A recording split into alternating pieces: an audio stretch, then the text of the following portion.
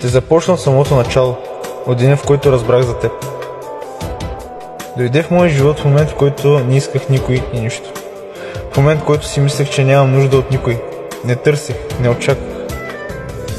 Изобщо не предполагах, че ти може да си някой за мен. След малко писане с теб, разбрах, че в теб има нещо, което не мога да се опиша. Нещо специално, нали знаеш? Казват, че хубавите неща не могат да се опишат с думи. Така беше с теб. Не може. Просто не може да се опише с думи. Аз съм човек, който трудно ще даде шанс. С теб го нямаше това нещо. Нямаше нужда от убеждаване, нямаше нужда от мислене. Беше странно, различно. Не мислиш, просто вървиш по пътя, който е пред теб. Не знаеш къде те води и какво те чака. Но се надяваш. Вярваш, че е нещо прекрасно. Но да се върна обратно с теб, не се и замислих за секунда. Знаех само, че трябва да се запозная с жената, с която си пиша. Сега ми е малко странно, като се замисля. Излизаш с човек, който не познаваш. Не знаеш абсолютно нищо за него. Какъв е, кой е. Просто те води сърцето. Толкова силно, че мозъка не чува. В момента, в който те видях, в главата ми мина само възможно ли е. Като ме гушна за пръв път, си помислих най-накрая. Имах чувството, че мога да остана завинаги в тази прегръдка. Знаеш ли кое ми харесва най-много в теб? Че можехме да си кажем най-тъмните, най-лошите неща. Че можехме да бъдем слаби един на друг. Харесва ми начина, по който се чувствам с теб. Начина, по който се усмихвам. Благодаря ти за това чувство. От първия ден с теб си задавах едни и същи въпроси. Всеки ден. Възможно ли е? Истинска ли си? Сънувам ли? Знам, че не съм перфектен.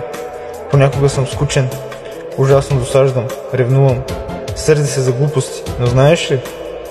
Всичко, което го правя от сърце. Така беше и с теб. Всяка една прегръдка, всяка една целувка. Всичко беше от сърце. Знаеш ли? След една седмица с теб бях готов да те хвана за ръка и да мина през ада с теб. Бях готов да ти стисна силно ръката и да не те пускам. Исках да те обичам, такава каквато си, защото такава ми хареса, такава ме правеше щастлив. Като се замисля, не беше много дълго, но знаеш ли какво научих?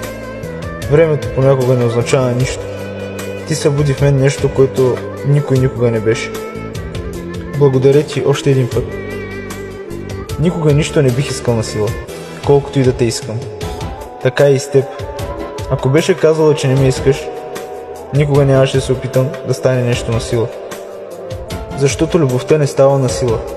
Любовта е удоволствие, а не е задължение.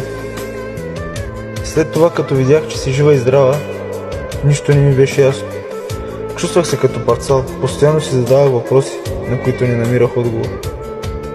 Замислих се, толкова ли не ме уважаваш, че да не можеш да ми напишеш само: не ме търси повече, не искам да съм с теб. Много нощи не спах, обмислях всичко отново и отново. Търсех проблема в мен, исках да е в мен.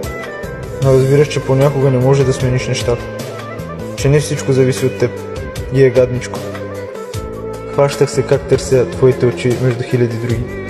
Чувам стъпки зад мен и се обръщам с надеждата, че си ти. Звъни ми телефона, пак само едно желание да видя твоето име. Много е тъпо. Влюбен си адски много. Искаш да гушнеш човека и да не го пуснеш никога. Искаш да го обичаш, да му дариш цялата си любов, да го стиснеш за ръката и да сте силни заедно. А дори не знаеш защо това нещо не можеш да го направиш. Смятам, че в живота всичко се случва по някаква причина. Така че със сигурност и с нас е така. Ако трябва да се свърши, добре. Ако трябва да мине всичко, ще мине. Много съм щастлив, че беше част от живота ми и че почувствах всичко това с теб. Никога няма да го забравя. Искам само да знаеш, че винаги ще съм тук. Добро и лошо по всяко време. Запомни, че си феноменална и заслужаваш да бъдеш щастлива. Родена си да бъдеш обичана и да бъдеш щастлива. Много се радвам, че поне за малко можеше да бъдеш моя. Мъжка болка, профилът, който докосва всяко едно сърце и спира дъхът ви.